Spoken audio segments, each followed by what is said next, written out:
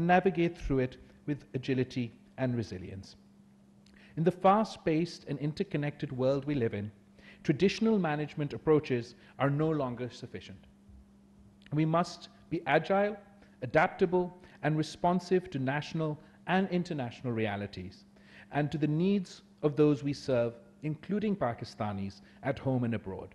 This requires a paradigm shift in how we conduct our business. Upon assuming office, I realized the need to improve the morale of the diplomatic service. Our bureaucracy was fraught with red tape, limited resources, and outdated tools. To tackle these challenges head-on, I tasked a team from within the ministry. Their insights and feedbacks shaped the change management reform, a transformative reform plan to revitalize the Ministry of Foreign Affairs. During the process of formulating the change management reform, we actively sought input from all levels of the ministry, including through a comprehensive survey from officers based at the headquarters and those posted at missions abroad. This survey exercise received an overwhelming feedback and provided critical insight on issues and challenges confronting the service.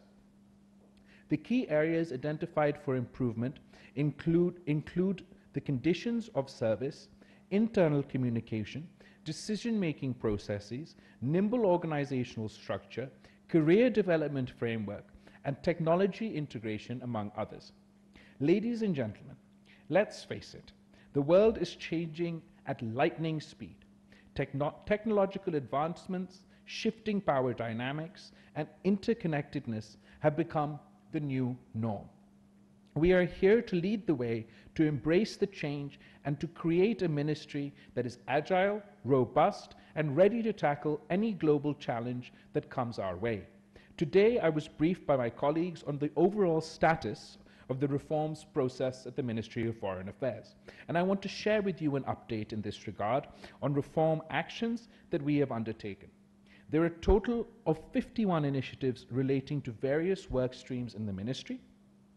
19 of those are fully implemented, 3 are partially completed, and 29 are on track for completion.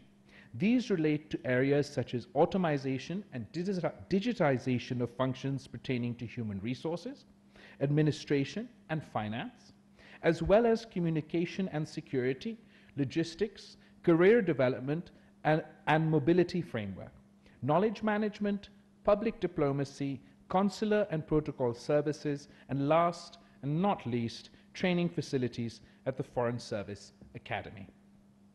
A ministry that works like a well-oiled machine where outdated procedures and internal inefficiencies are relics of the past. This is our aim.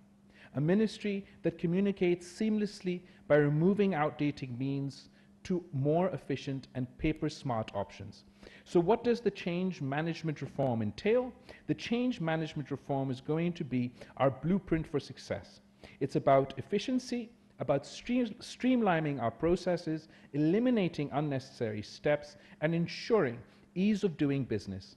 It's about leveraging modern technologies to unlock new levels of productivity and business continuity. It's about putting the well-being of Pakistani citizens abroad at the forefront, ensuring their safety and providing them with the support they need. It is about empowering our personnel, giving them the tools, incentives, and opportunities to excel. It is about effective knowledge management, harnessing the collective wisdom within our ministry to make informed decisions. It's about articulating and propagating Pakistan's foreign policy objectives with conviction and clarity. It's about fostering harmonious relationships internally amongst ourselves and our line ministries, as well as externally with foreign diplomats and dignitaries through enhanced protocol practices. It's about optimizing consular services, providing prompt assistance to our citizens wherever they may be. It's about improving the conditions of services, including harmonizing the salaries and allowances of the Ministry of Foreign Affairs at headquarters and abroad. And it's about equipping future diplomats with the skills and the right kind of training they need to navigate the complexities of the modern era. Additionally, we recognize the importance of empowering our workforce. They are the most valuable asset of our ministry. We will invest in their development, providing them with the necessary resources, skills, training, and opportunities to grow both personally and professionally. Our senior officers will be mentors and coaches, guiding their teams and enabling them to unleash their full potential. We believe that by empowering our officers, we will create a workforce that is engaged, motivated, and committed to achieving our organizational and foreign policy goals. Today, as we launch the Change Management Reforms Initiative, we are just launching a plan. We are not just launching a plan, we're launching a movement of reform, a movement towards progress, excellence, accountability. Lastly, I want to emphasize that the management reform is not a one-off event, but an ongoing process. We should continuously evaluate our practices, solicit feedback, and adapt as needed. Change is inevitable, and we must be proactive in embracing it. In conclusion, the reform of our management practices is crucial for MOFA's success in this modern diplomatic landscape. By fostering these reform initiatives, we will position ourselves as a dynamic and forward-looking institution, better able to adapt to maintain a high tradition of service customary associated with us. I thank you, and just before I sign off, I want to run through some of the initiatives that I was briefed in detail today that are on various stages of implementation. We had broken down the areas in which we were conducting our management change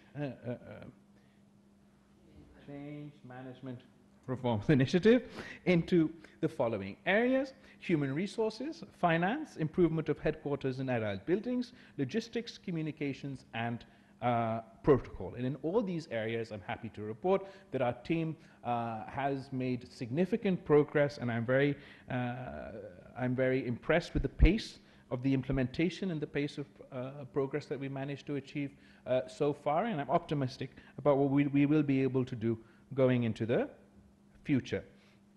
The summary, there's a very detailed summary that I've been briefed on, so I'm going to just very quickly try and run through what I can. In this, for example, under human resources, we've have had a comprehensive review of the Foreign Service Academy curriculum. And what I'm particularly proud of as part of the reform of the curriculum, along with the ongoing sort of the regular training and academic training that one receives to become a diplomat, a diplomat here at the Foreign Office, there's been a component of practical diplomatic skills that has been added and will be weighted as part of the grading mechanism for young diplomats coming forward. And in fact, the next batch of young diplomats that we have will have already gone through this new changes that have been made to our curriculum, along with sort of theory and the important, obviously continuing important parts of becoming a young diplomat, the practical skills that one requires to conduct the job well are also being taught, including sort of speech writing, brief preparation, public speaking, teamwork, event management, even socialization and networking skills, critical thinking, etc., in order to encourage more well-rounded young diplomats to join us here at the Foreign Ministry.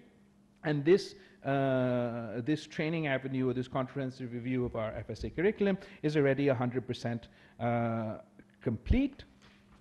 On language training, the trainees reach and specific levels of competency, and the posting of officers to stations where their language skills will be cemented. Again, on this, in this area, we've also have our policy has been approved and is 90% completed. As far as our rotational policy is concerned, the policy envisions a rotation among main geographic regions, A, B, C, and X, Y, and Z stations, as well as bilateral, multilateral assignments. And the exercise is complete insofar as our ministry is concerned.